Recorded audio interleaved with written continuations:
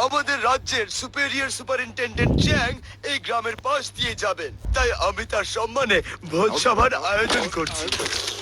অসাধারণ ভোজসভা। আমি সবসময় ভোজসভা যেতে চেয়েছি।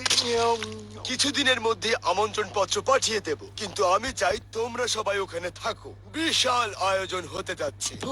বিশাল আয়োজন? তুমি শুনলে? বিশাল আয়োজন হতে যাচ্ছে। দুঃখিত কনস্টেবল হু, ভোজসভায় আমরা আসলে চাই না, বিশেষ করে সরকারি। ও চ্যাং যেন তেন সরকারি কর্মকর্তা নয়, সে বিশেষ একজন সত্যিকারের কিংবদন্তি।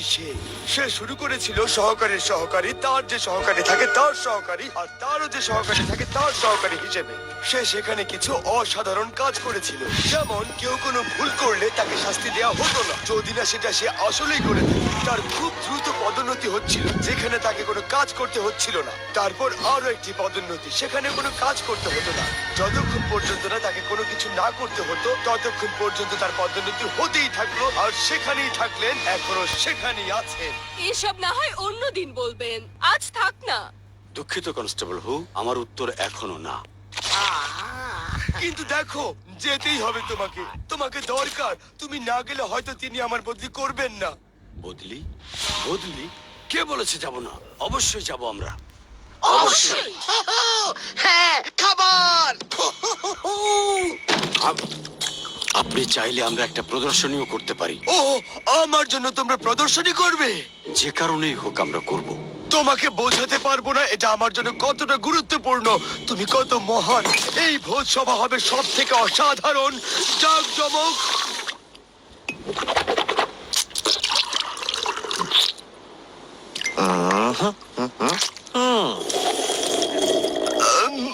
মর্যাদাপূর্ণ, যা এই অঞ্চলে এর আগে কখনো হয়নি। এই, আপনি চাইলে খাওয়ার সময় আমি ওই চ্যাংয়ের পাশে বসতে চাই। তুমি? হ্যাঁ, সারা রাত আমি ওর পাশ থেকে সরবই না। তো আমরা কখন সেই আমন্ত্রণটা পাচ্ছি? ভোজসভাটা ভালো হলে কনস্টেবল হু এখান থেকে চলে যাবেন। ওর সব অনুমতির আর সব মাতব্বরির দিন শেষ হয়ে যাবে, আমরা ভালো থাকবো। সেজন্যই আমাদের প্রদর্শনীটা হতে হবে অসাধারণ। চলো পিনাকল অফ পারফেকশনই করি। হ্যাঁ, চলো করি।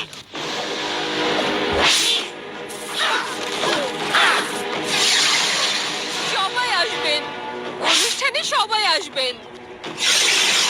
অনুষ্ঠানে আমন্ত্রণ? আমন্ত্রণ? ডেমোটেকে আমন্ত্রণ না জানিয়ে অনুষ্ঠান হচ্ছে? সিদানের রাজাকে ছাড়া?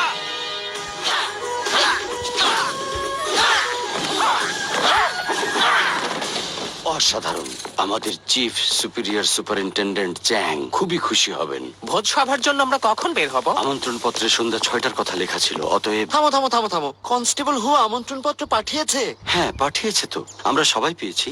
হ্যাঁ, আমি পেয়েছি। তোমরা পাওনি? তুমি আমন্ত্রণ পাওনি? হ্যাঁ।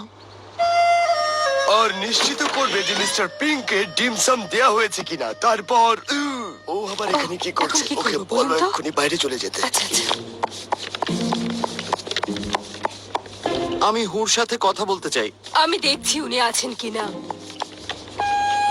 আমি তোমাকে বলেছি, তাকে গিয়ে বলো আমি ডাক্তারের কাছে গেছি। ঠিক আছে, কিন্তু আচ্ছা বলছি। উনি ডাক্তারের কাছে গেছেন। ও তো ওখানেই আছে।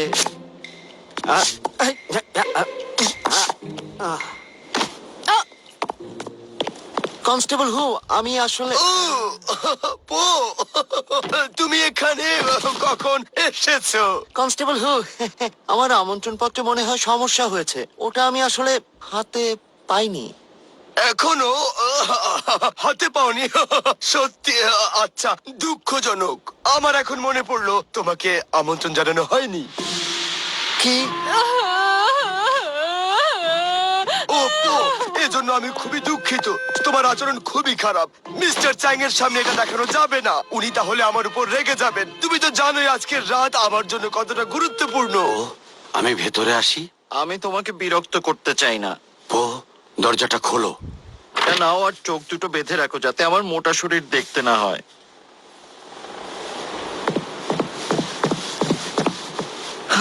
যখন আমি ছোট ছিলাম তখন এইরকম একটা অদ্ভুত কারণে আমি ভোজ সভায় আমন্ত্রণ পাইনি।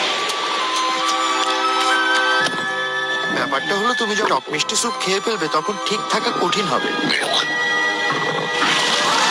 ভালো আচরণও শেখাতে পারবো।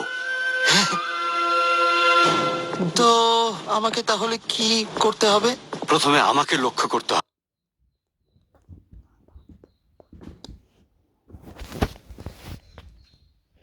এই এপিসোডের পার্ট 2 চাইতে হলে 10,000 লাইক।